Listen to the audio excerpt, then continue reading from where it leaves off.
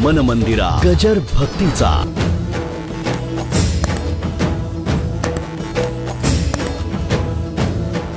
माणसं म्हणतात आपल्या मुलावर का प्रेम नाही, तो आपला आहे म्हणून. आपला आहे म्हणून नाही, आपलंच रूप आहे म्हणून. माझं बोलणं कळलं का? त्या महाभारतामध्ये द्रोणाचार्य म्हणजे खोटी बाजू घेऊन सुद्धा लढायला निघाले, पण मुलाचा मृत्यू ऐकल्याबरोबर खाली धनुष्य ठेवलं. कळलं का तुम्हाला?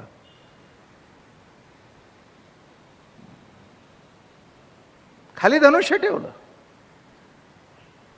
पुन्हा तिथल्यात उडवून टाकलं. कळलं का तुम्हाला? म्हणजे एरवी ज्यांनी त्याच्यावर श्रद्धा ठेवली ते कापले गेले तर काही वाटलं नाही, पण मुलगा गेला हे ऐकल्याबरोबर तिथल्या तिथे खलास झाले.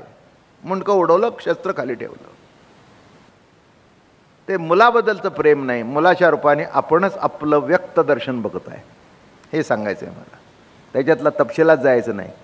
मग द्रोणाचार्य बरोबर होते का खोटे होते तो भाग निराळा आहे, तो महाभारतावरच्या चर्चेचा भाग आहे. हा इथे अमृतानुभवाला पूरक दृष्टांत दिला.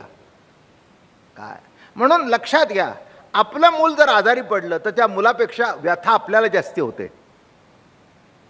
तुम्ही संसारिक असल्यामुळे तुम्हाला चटकन कळेल. एक गंमत सांगतो.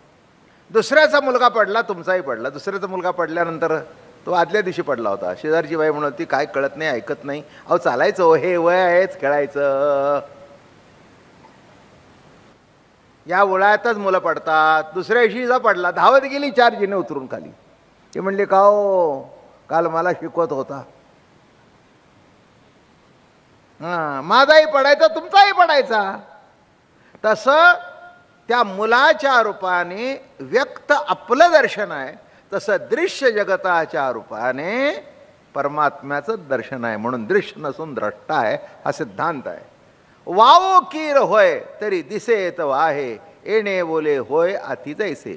वरच्या वर्णनात दृश्यभास व्यर्थ आहे असे सुचवले, पण व्यर्थ जरी म्हणावे तरी खरगोर दिसते आहे ना. या बोलण्याने दृश्य आहे असे वाटते, याचे निराकरण. म्हणजे दिसलं असं दृश्य दिसताना म्हणजे निराळं दिसताना निराळं दिसलं तरी निराळं नाही हे सांगायचं आहे. आता काय विषय म्हणतायत? तरी आण आना ते देखून होय देखते, तरी मानो येते देखील ऐसे. एकाने दुसऱ्याला पाहिले तर पाहिले असे म्हणता येते. म्हणजे जेव्हा पाहणारा व पाहिला जाणारा पदार्थ दोघे निराळे आहेत, भिन्न असतात, तेव्हा एकाने दुसऱ्याच पाहिले असे मानले जाते. एकाने दुसऱ्यास पाहिले असे मानले जाते दुसरा असेल तर. पण आपणच आपल्याला पाहिलं तर तिथे दुसरा कोणी नाही. कळलं का तुम्हाला? म्हणून दृश्य जरी दिसलं तरी काही फरक पडला नाही. समजलं ना नीट? हां, नीट समजून या की दृश्य दिसताना मग 2 माना. ते म्हणले दुसरा दिसला तर दिसला मानावा. आपणच आपल्याला दिसल्यानंतर परिच्छिन्न कोणी दिसला नाही त्याच्याबद्दल प्रश्न उद्भवत नाही. हा त्याचं मुद्दा ज्ञानेश्वर महाराजांनी मांडून टाकला. म्हणून या ठिकाणी महाराज मोठ्या कौतुकाने सांगतायत, येथे देखोनी का नाही ते कोणी ऐकना नाव म्हणून परी हा येणे वाचून देखणे असे. देखणे असो नाही, देखणा म्हणा नाही तर न बघणा, तो देखणाच आहे. सूर्याला प्रकाश म्हणा नाही तर नका म्हणू, तो प्रकाशच आहे. काय म्हटलं मी? प्रकाश म्हणा नाही तर नका म्हणू, पण प्रकाशच आहे. बरं का? हा, म्हणून त्या ठिकाणी म्हणाले दृष्टे आण दृश्य आण, ऐसे जरी घडत असे जाण, तरी सुखे अज्ञान कारण होत. दृश्य एक आणि द्रष्टा एक असे जर 2 असतील तर तुमचं अज्ञान मान्य आहे. पण इथे दृश्य द्रष्टा दोन्ही एक असल्या कारणाने तुम्ही जे अज्ञान म्हणता ते आम्ही अज्ञान मानत नाही. आणि काल एक मुद्दा मार्मिक मांडला होता की एवढं जगताचा विलास चालला हे अज्ञानातून घडलं का? अहो ज्ञानाचं दर्शन आहे ना. काय हा मनुष्य तिथे बसलाय, ती बटणं फिरवतोय, त्याला बरोबर माहिती आहे काय बटणं पाहिजे, आवाज किती मोठे पाहिजे, ते फिरवणं हे त्याचं ज्ञान आहे. माझं बोलणं कळलं का? हां, हे फिरवणं हे त्याचं ज्ञान आहे. मग साध्या ह्याच्यातून जर ज्ञान दिसतं तर वस्तूमधून इथे आता सुंदर मूर्ती केलेल्या आहेत. मूर्तीमधून मूर्तिकाराचं दर्शन होतं. कोणाचं दर्शन होतं? मूर्तीमधून मूर्तिकाराचं दर्शन होतं. बरं, जरा अजून पुढे जाऊन सांगतो. हा दृष्टांत जरा पुढे जाऊन, इथे विठ्ठलाची मूर्ती घडवली, एखाद्या मूर्तिकाराने आपलीच मूर्ती घडवली. जरा पुढे काय, ही विठ्ठलाची मूर्ती छान केली आहे तुम्ही, पण याच्यात सुद्धा सांगायचं तर सांगता येईल की विठ्ठलाची मूर्ती त्यांनी जशी मनामध्ये पाहिली तशी केली. कुठे पाहिली नाही का? राम चित्रकाराला जसा डोळे झाकल्यानंतर दिसतो तसा तो काढतो. म्हणून कुठे नाही कुठेतरी कृष्णाच्या चित्रामध्ये फरक असतो. कुठे हडकुळा असतो, कुठे गोंडस असतो, कुठे कसा असतो, पण ती पोज बदलता येत नाही. माझं बोलणं कळलं का? त्रिभंगी देवडा ठाण मांडोनिया माय, 3 ठिकाणी वाकडा असला की कृष्ण, धनुष्य घेऊन असा ठाण मांड करून गेला की राम, आणि कटावर कर ठेवला की पांडुरंग. ह्या पोजीस ठरलेल्या आहेत. माझं बोलणं कळलं का? त्याच्यामध्ये कोणीही फरक करू शकत. आणि म्हणून या ठिकाणी महाराज म्हणतायत, आता त्याने आपलाच पुतळा केला आणि आपण पाहू लागला. माझं बोलणं कळलं का? मग चित्रकारानेचा आपला पुतळा आपण करावा आणि आपण पाहत बसून आनंद लुटावा, तसं परमात्म्याने जगतरूपाने आपलाच दर्शन घेतोय आणि आपलाच आनंद आपण लुटत आहे. साधं सरळ अगदी कळेल असा दृष्टांत. तुमचे दादा महाराज म्हणायचे, मी मागे सांगितले, पुन्हा एकदा सांगतो, यार ने मुझे आईना बनाया आपका चेहरा देखने वास्ते. यार ने मुझे आईना बनाया, स्वतःचा चेहरा बघण्याकरता त्यांनी मला आईना केलं. दृश्य जगत हे आपलं दर्शन घेण्याकरता प्रभूने केलेला आरसा आहे, आईना आहे. यार ने मुझे आईना बनाया आपका चेहरा, आपका म्हणजे आपका नाही, आपका म्हणजे आपका.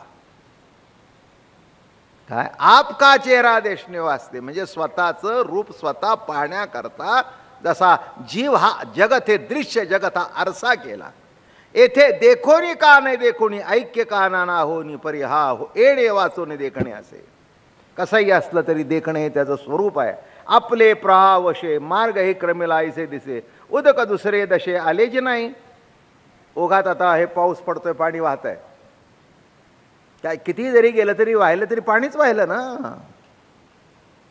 इथून तिथपर्यंत सरकत गेलं, नदीपर्यंत गेलं तरी पाणीच आहे ना. अहो मुळीचे उदक पण काय गेले ठाई, झाले आण किंवा मूळ आणि अवसान वाडे बडे पडले. अहो पुढे सरकलं म्हणून काही त्याच्या पाणीपणा बदल झाला का? नाही. त्या पाणीपणामध्ये कुठेही एक लक्षात या, त्याचे घटक सुद्धा बदलत नाहीत. तत्वज्ञानाच्या मालिकेमध्ये आणि जो कोहिनूर हिरा ठरला असा अमृतानुभव, आणि तो कोहिनूर हिरा सुद्धा कोणाच्याही मस्तकावर शोभून दिसत नाही, तर ज्ञानोबारायाच्या मुकुटावर शोभून दिसतो. कारण संत मुकुटमणी आहेत ते. इथे अज्ञानाचं खंडन नाही, हे एक पहिल्यांदा लक्षात घ्या. ज्ञानेश्वर महाराज 7व्या प्रकरणाच्या सुरुवातीला असं सांगतात, अज्ञानाचं खंडन करायचं नाही, पहिल्यांदा आहे का नाही याचा धांडोळा घेऊ आणि असलं तर खंडन, असलं तर खंडन. नाही का?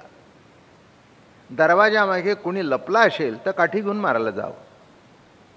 लपलंच नाही तर भीतीही व्यर्थ, त्याच्यात काही अर्थ नाही.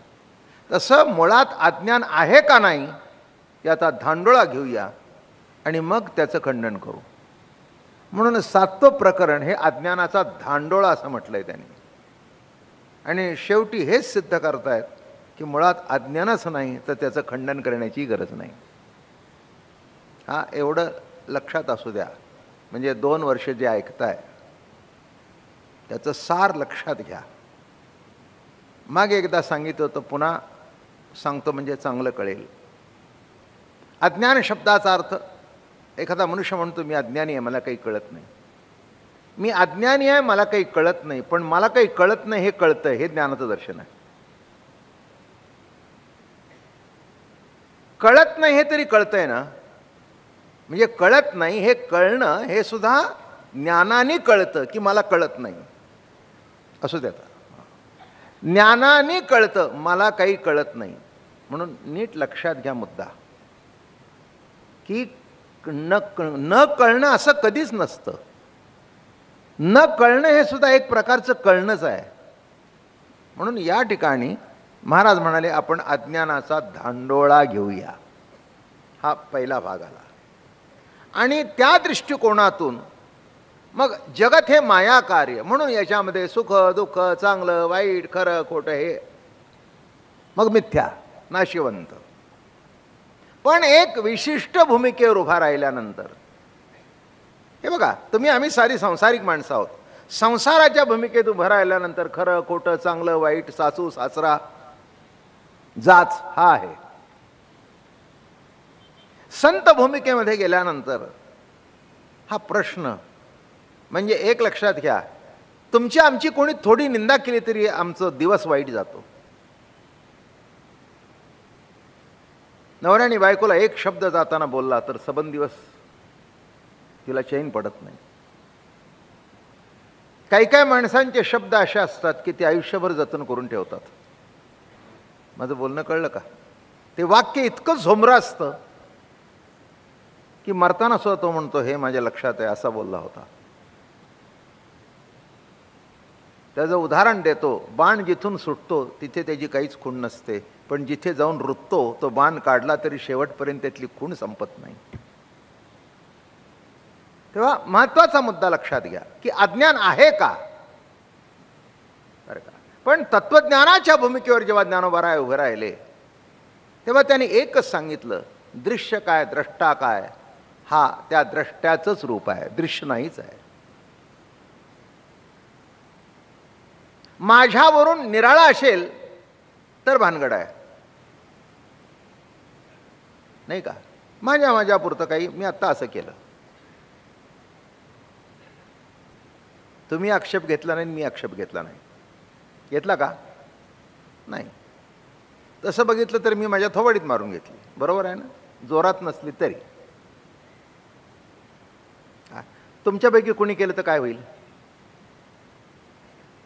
म्हणजे मी जरी नाही केलं, माझं बोलणं कळलं का? तसं असं केल्यानंतर कोणी परकच नाही, मीच माझ्या गालावर हात फिरवतोय, मीच असं करतोय, मीच मला चिमटा घेतोय. तसं सुखही तोच आहे, दुःखही तोच आहे, दृश्यही तोच आहे, द्रष्टाही तोच आहे. म्हणून तक्रारीला जागा नाही. म्हणून जगत हे माया कार्य नाही, जगत हे अज्ञान कार्य नाही, तर जगत म्हणजे प्रभू प्रेमाचं व्यक्त दर्शन आहे. मग त्याच्यामध्ये कमी जास्ती हा खेळ आहे. माझं बोलणं कळलं का? सततच एक पक्ष जिंकत राहिला तर त्याला खेळ कोणी म्हणत नाही. मग त्या खेळाला काही मजा नाही. काही वर्षी इंडिया जिंकावी, काही वर्षी वेस्ट इंडिज जिंकावी, काही वर्षी इंग्लंड जिंकावं, ऑस्ट्रेलिया जिंकावी, लंका जिंकावी, पाकिस्तान जिंकावं, सगळं चालूच राहतं. हे सगळे खेळातल्या टीम्स आहेत. काय आमचं पटत नाही म्हणून जिंकू नये असं काही नाही. काय म्हणून ते खेळातली माणसं म्हणतात हे बघा आमचा खेळ आहे हा, बाकीचं आम्हाला काही कळत नाही. तेव्हा खेळामध्ये हार जीत असतेच, तसं जीवनामध्ये हा सुख दुःख हा त्याचा खेळ आहे.